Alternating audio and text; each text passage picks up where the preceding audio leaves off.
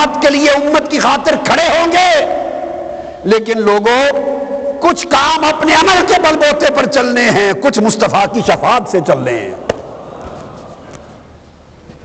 صرف شفاعت کا خیال کر کے ہم نے عمل ترک کر دیا، نیکی ترک کر دی، تقویٰ ترک کر دیا، حضور کی تابعداری چھوڑ دی، اللہ کی وفاداری چھوڑ دی، کہ ایسے ہی بیڑا پار ہو جائے گا۔ ہم بیڑے پار لوگ ہیں۔ نیک عمل ملاح ہے، نیک عمل کشتی کا ملاح ہے۔ جس کشتی کے میں ملاح نہیں ہوتا وہ کنارے نہیں لگتی، اس کے بیڑے پار نہیں ہوتے۔ کشتی لگے گی پر نیک اعمال کے ملاح بھی تو ساتھ لو۔ صحابہ نے پوچھا آقا، حضرت انس بن مالک رضی اللہ تعالیٰ عنہ، جامع ترمذی میں حدیث، ہم قیامت کے دن آپ کو کہاں تلاش کریں؟ عرض کیا یا رسول اللہ آپ سے شفاعت مانگتا ہوں، کیا شفاعت کریں گے میری؟ انس بن مالک پوچھ رہے ہیں۔ آقا علیہ السلام نے فرمایا انا فاعل، ہاں شفاعت کروں گا۔ قلت فأین اطلبک یوم القیامہ، آقا پھر میں آپ کو ڈھونڈوں گا کہاں قیامت کے دن؟ فرمایا اول ما تطلبنی علی الصراط، پہلی جگہ جہاں مجھے تلاش کرنا وہ پل صراط ہوگی۔ میں کھڑا اپنی امت کا گزرنا،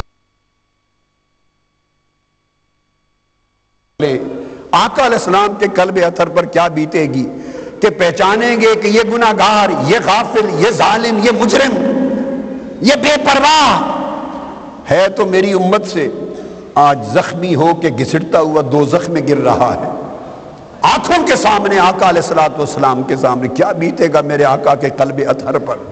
اسی کا حیا کر لیں ہم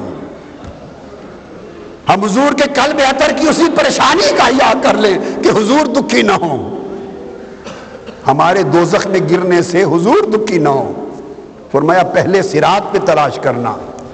عرض کیا آقا اگر آپ پل صراط پہ میں آپ سے نہ مل سکوں پھر کہاں تلاش کروں؟ قال فانا عند المیزان، میں میزان کے پاس بھی کھڑا ہوں گا جہاں میری امت کے اعمال تل رہے ہوں گے۔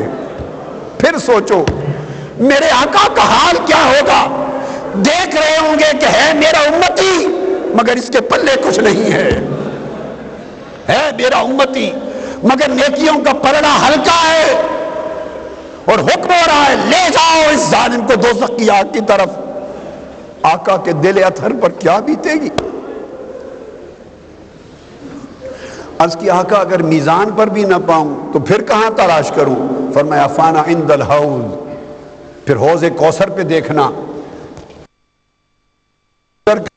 امت پیاسی ہوگی تو میں انہیں جام بھر بھر کے حوض کے پلا رہا ہوں گا۔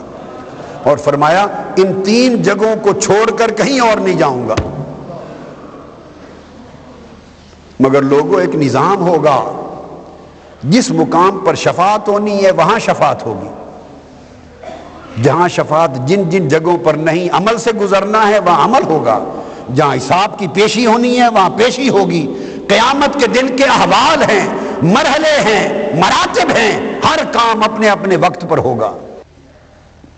حضرت ابو بکرہ رضی اللہ تعالیٰ عنہ روایت کرتے کہ روز قیامت جب لوگ پل صراط پر سوار ہو کے گزریں گے تو فرمایا دوزخ میں پل سے پھسل کر اس طرح گر رہے ہوں گے جیسے پروانے آگ میں پے در پے جل کر گرتے ہیں، پروانے آگ میں جل کر پے در پے گرتے ہیں۔ کوئی پھرتی مہارت کام نہیں آئے گی، وہاں بندگی کام آئے گی، حضور کی تابعداری وفاداری کام آئے گی۔